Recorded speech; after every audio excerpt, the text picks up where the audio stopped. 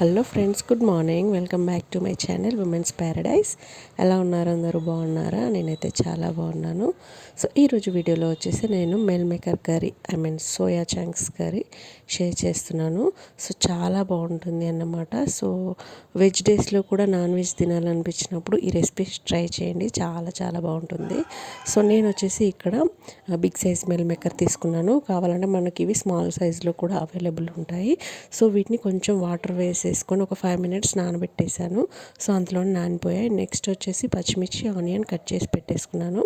Next stove మీద pan పెట్టేసుకొని oil వేసుకొని హీట్ చేసేసుకోండి. మనకి మీల్ మేకర్ తీసుకున్నప్పుడు అవి స్మాల్ సైజ్ అయితే అలాగే ఉంచేసుకోండి. బట్ బిగ్ సైజ్ ఉన్నాయనుకోండి కొంచెం కట్ చేసేసుకోండి. కొంతమంది వేడి నీళ్ళలో వేసుకొని కూడా ఉడకబెడతారు.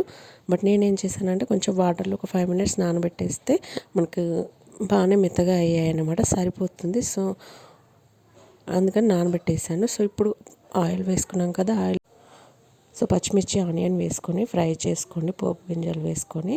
సో ఇవి కొంచెం ఫ్రై అయిన తర్వాత దీంట్లో పసుపు అండ్ జింజర్ గార్లిక్ పేస్ట్ వేసుకొని ఫ్రై చేసుకోండి.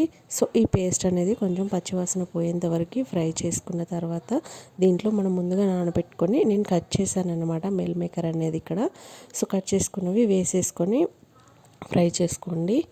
సో ఇవి కావాలంటే మీల్ మేకర్ ఏమంటే కొంచెం ఫస్ట్ ఆయిల్ వేసుకొని కూడా మామూలుగా కొంచెం షాలో ఫ్రై లాగా చేసేసుకోవచ్చు, లేదంటే ఇలాగే కర్రీలో వేసుకొని ఫ్రై చేసుకోండి.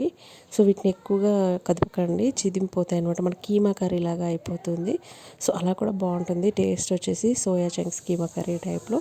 సో ఇవి ఒకసారి ఇట్లా కదుపుకున్న తర్వాత మూత పెట్టుకొని ఒక 5 minutes మగ్గించుకోండి. మీడియం ఫ్లేమ్లో పెట్టుకోండి, హై ఫ్లేమ్లో పెట్టకండి. సో చూడండి మనకి ఇలా ఫ్రై అయిపోతాయి అన్నమాట.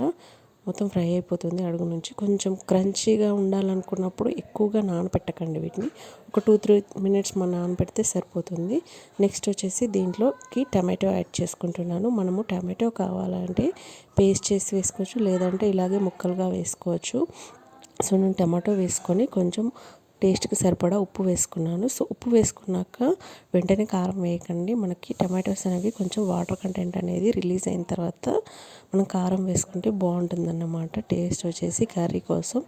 సో మనం టమాటోస్ వేసిన తర్వాత కారం వేస్తే అంత బాగా అనిపించదు.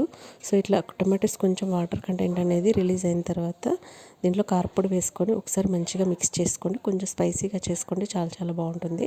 సో కారం వేసుకున్న తర్వాత కూడా దీన్ని ఒకసారి మొత్తం మంచిగా మిక్స్ చేసుకొని ఒక 5 to 10 minutes మీడియం ఫ్లేమ్లో మగ్గించుకోండి. సో అప్పుడు మనకి కర్రీ అనేది టమాటోస్ మొత్తం మంచిగా ఉడికిపోతాయి అన్నమాట. సో మన కర్రీ అనేది ఆల్మోస్ట్ ఆల్ డన్ అయిపోయిందనమాట. సో దీంట్లో నేను చెప్పాను కదా, కరివేపాకు ఎప్పుడు పోపులో వేయకూడదు. ఒక 70-80% కర్రీ కుక్ అయిన తర్వాత వేసుకుంటే బాగుంటుందని. సో ఇక్కడ నేను కర్రీ కుక్ అయిన తర్వాత కూడా కరివేపాకు వేసుకున్నాను అనమాట. సో ఇప్పుడు కరివేపాకు వేసిన తర్వాత ఒక 5 minutes కుక్ చేసిన తర్వాత ఇది మొత్తం మంచిగా మిక్స్ చేసుకొని దీంట్లో వచ్చేసి ధనియా పౌడర్ కూడా యాడ్ చేసేసుకోవాలన్నమాట. సో మనకి కొంచెం మసాలా పౌడర్ వేసుకుంటే same non veg curry taste అనేది వస్తుంది.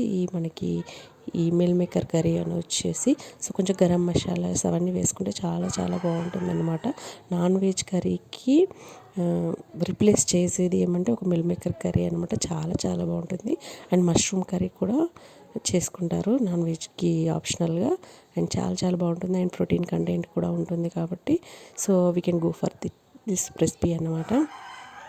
నెక్స్ట్ ధనియా పొడి వేసుకున్నాక కొంచెం లూజ్గా కావాలంటే అలాగే ఉన్నప్పుడు కొంచెం వాటర్ ఉన్నప్పుడే స్టవ్ ఆఫ్ చేయండి. నేను ఇక్కడ థిక్ గ్రేవీ లాగా చేస్తున్నాను కాబట్టి ఉంచేసాను. సో మన కర్రీ అనేది రెడీ అయిపోయింది.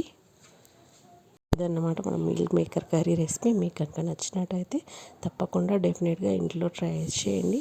అండ్ లైక్ చేయడం, షేర్ చేయడం అండ్ సబ్స్క్రైబ్ చేయడం అస్సలు మర్చిపోకండి.